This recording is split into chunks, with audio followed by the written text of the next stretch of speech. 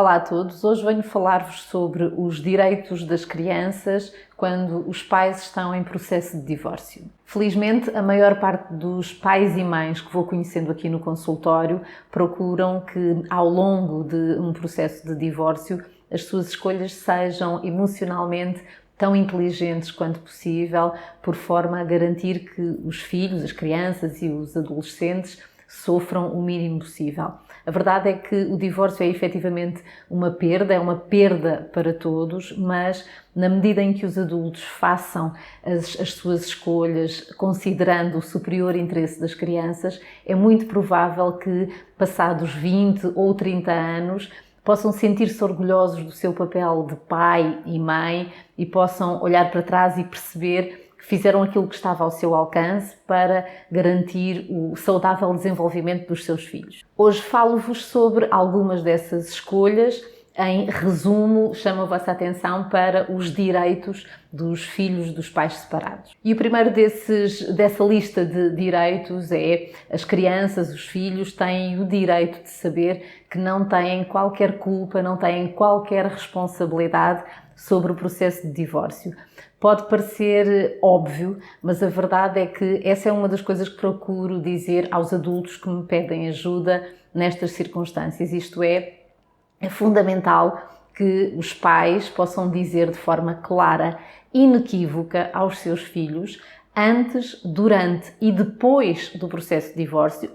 Aliás, eu acrescento muito depois do processo de divórcio, é fundamental que possam repetir esta ideia, isto é, garantir aos filhos que esta decisão não tem rigorosamente nada a ver com eles, não tem rigorosamente nada a ver com qualquer um dos seus comportamentos. O segundo direito dos filhos de pais separados consiste em saber o que é que vai acontecer, isto é, os filhos têm o direito de saber para onde é que vão viver, têm o direito de saber com quem é que vão viver, têm o direito de saber quantas vezes por semana, por mês, vão estar com o pai ou com a mãe, têm direito de conhecer, no fundo, todas as alterações logísticas e não só, que decorrem do processo de divórcio. Isto é muito diferente de dizer que, quando os pais comunicam esta decisão aos filhos, tenham de ter todas as respostas a estas perguntas.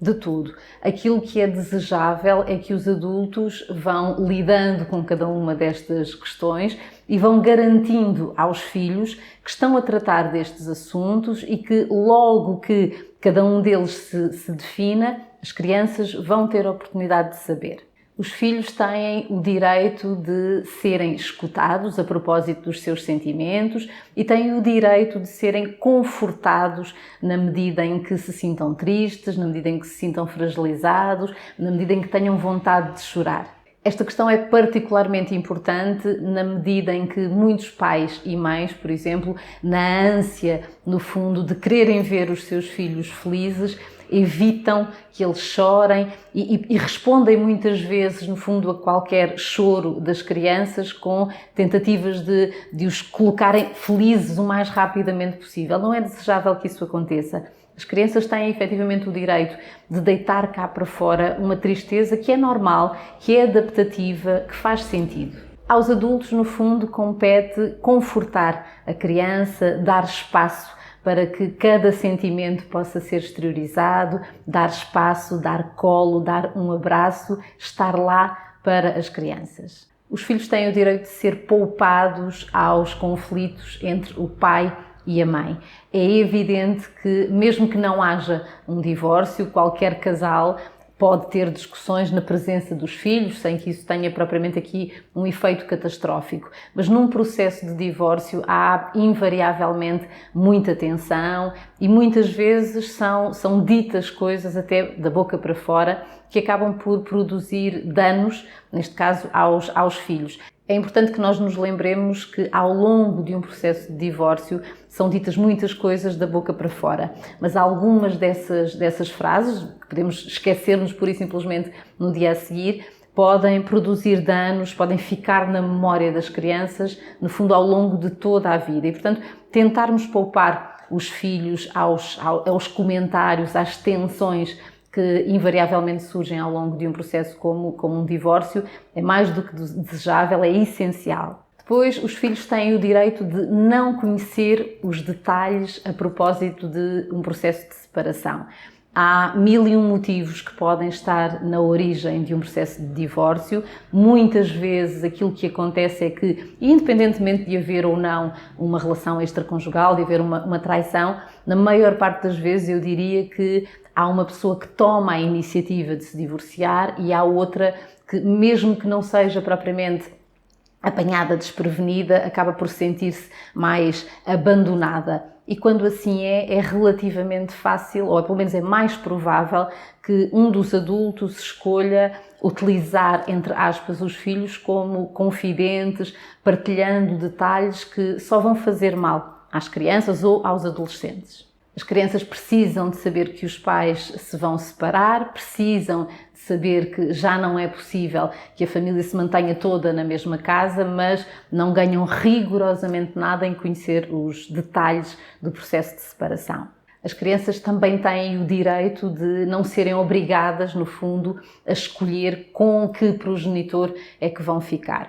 Algumas vezes os adultos até estão bem intencionados e procuram conhecer a vontade da criança. Eu diria que, sobretudo se tratar de adolescentes, não há nada de errado em conhecer a sua opinião. Agora, forçar a criança a fazer uma escolha é uma coisa completamente diferente e os filhos têm efetivamente o direito de não se sentirem obrigados a fazê-lo. De resto, eu diria que na maioria dos processos de separação, aquilo que é desejável, aquilo que é saudável, também para garantir o desenvolvimento emocional dos filhos, é que eles continuem a ter a oportunidade de manter o contacto regular, tanto com o pai como com a mãe, no fundo no sentido de garantir que o vínculo que já existe continue, no fundo, a poder ser alimentado.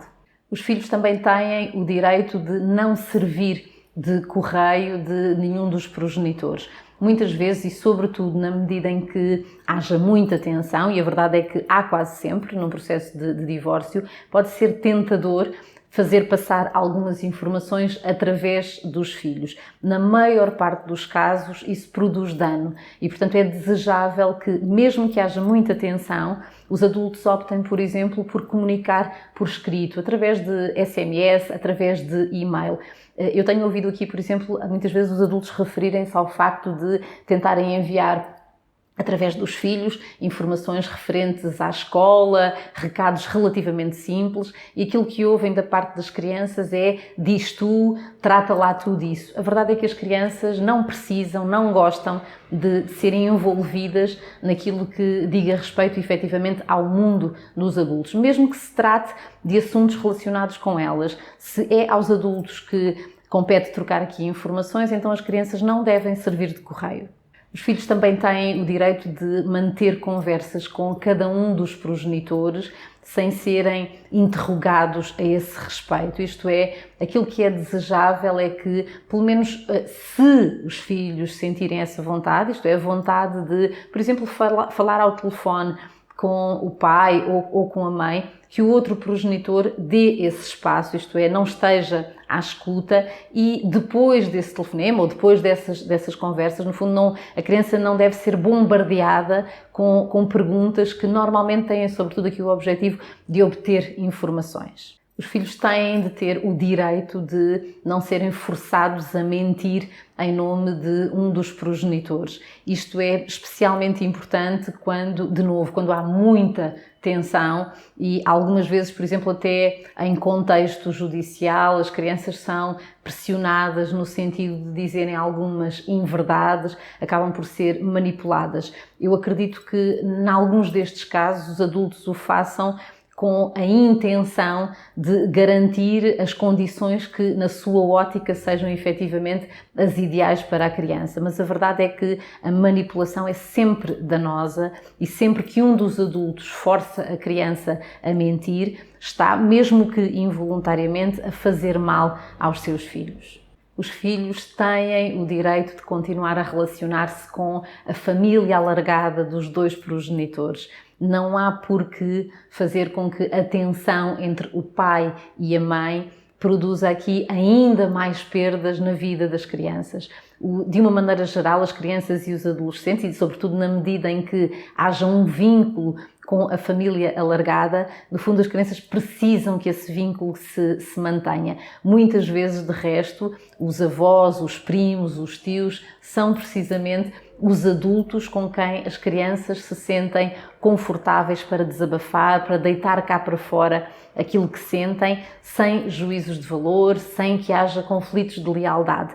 E independentemente desta exteriorização, estas são figuras de afeto que é desejável que se mantenham na vida das crianças. De resto, esta é uma das condições que mais provavelmente vai ajudar a garantir que, passados 10, 20 ou 30 anos, os filhos estejam emocionalmente tão saudáveis quando estariam na medida em que não tivesse havido um divórcio.